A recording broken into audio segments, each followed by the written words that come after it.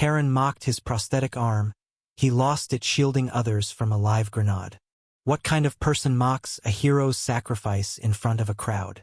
The sun dipped low over Willow Creek Park, casting a warm glow on the community garden where neighbors gathered for the annual Harvest Fest. Laughter and chatter filled the air until Karen's voice cut through like a shard of glass. "Look at that fake arm," she sneered, pointing at Jake, a quiet veteran who'd moved to town a year ago. His prosthetic arm, a sleek metal limb, glinted in the fading light. The crowd froze. Jake's jaw tightened, but he said nothing, his eyes fixed on the ground. Karen, emboldened, stepped closer, her words dripping with disdain. "Bet he's just faking it for attention. Probably lost it in some bar fight, not a war." The accusation hung heavy, a spark ready to ignite. Jake's silence only fueled her. She didn't know the truth, nobody did yet, but her words were about to unravel a story that would leave her exposed and the town forever changed. Jake wasn't one to talk about himself. He'd settled in Willow Creek after years of recovery, hoping for a quiet life. The garden was his refuge, where he tended roses with a care that belied his rough exterior. But Karen, a local busybody known for her sharp tongue, had taken an instant dislike to him. She'd spent months spreading rumors, calling him the loner, and questioning his past.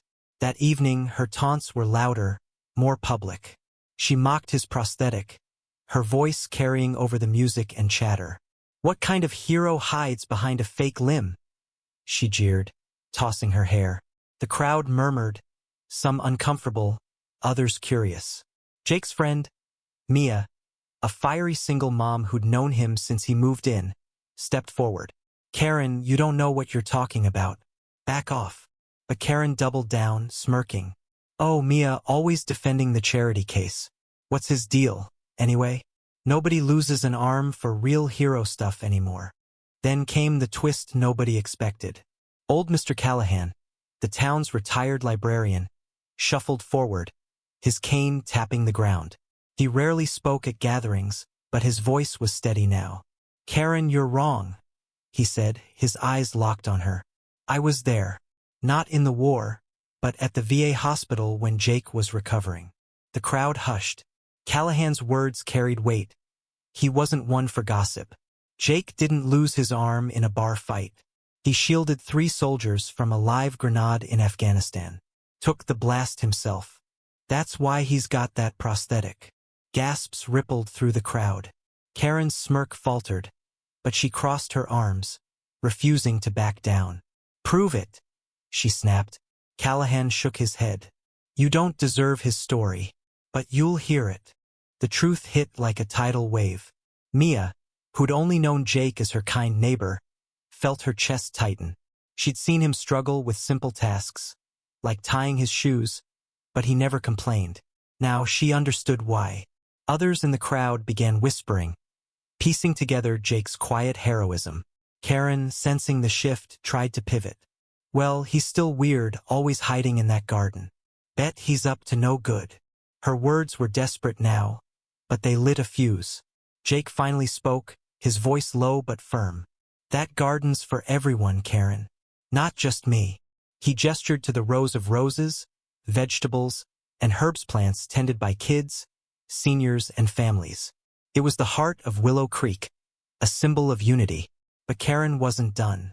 Her resentment, fueled by her own insecurities, boiled over. "It's a dump," she shouted. "This town doesn't need your pity project." The confrontation exploded that night. Karen, fueled by her public humiliation, returned to the park after the fest ended. Under the cover of darkness, she unleashed her fury on the garden. She ripped out plants, smashed pots, and tore down trellises, her shovel swinging like a weapon. The garden, once vibrant, lay in ruins by dawn. When Jake arrived at sunrise, he froze, his breath catching at the sight of the destruction. Petals littered the ground like fallen soldiers. Mia, who'd come to help water the plants, gasped. "Who would do this?" she whispered. Jake's eyes narrowed. He spotted a scarf caught on a broken fence scarens, unmistakable with its gaudy floral print. The crowd gathered as word spread. their anger simmering. Karen, unaware she'd been caught, showed up, feigning shock. "Oh, how awful!" she cried, but her act crumbled when Jake held up the scarf. "This yours?" he asked, his voice like steel. The showdown was electric. Karen stammered, her face paling. "Two don't know how that got there," she lied. But the crowd wasn't buying it. Mia stepped forward, her voice shaking with rage. "You mocked him, Karen. You mocked a man who risked his life for others. And now you destroy the one thing this town loves." The crowd closed in, their murmurs turning to accusations. Callahan spoke again. "You've always torn people down, Karen. But this is low." Karen's bravado shattered. She tried to deflect, blaming Jake for turning the town against her. But nobody listened. The evidence was clear: her scarf, her motive, her history of venom. A teenager, one of the garden's volunteers, held up his phone, showing blurry footage from a park camera. Karen, swinging the shovel, laughing as she wrecked the garden. The crowd erupted, demanding accountability. Karen's downfall was swift and brutal. The town council, alerted by the uproar, banned her from community events. The garden's volunteers, led by Mia, organized a cleanup. But the damage was deep both to the plants and the town's trust. Karen's name became a byword for cruelty, her reputation in tatters. Jake, though heartbroken, refused to let her win. He rallied the volunteers, his prosthetic arm steady as he planted new seeds. "She can break the garden," he said. "But not us." His words sparked a fire. Families donated supplies, kids painted new signs, and even Callahan showed up with a wheelbarrow. The garden rose again, stronger, a testament to resilience. Karen, meanwhile, faded from view, her taunts and destruction leaving her isolated. Whispers followed her about the hero she'd mocked, the community she'd betrayed. In the end, Jake's quiet strength inspired Willow Creek. The garden bloomed anew, its roses brighter than ever. Jake never spoke of his sacrifice again, but the town did. They honored him with a small plaque, not for his lost arm, but for his heart. Karen's name was forgotten, her cruelty a cautionary tale.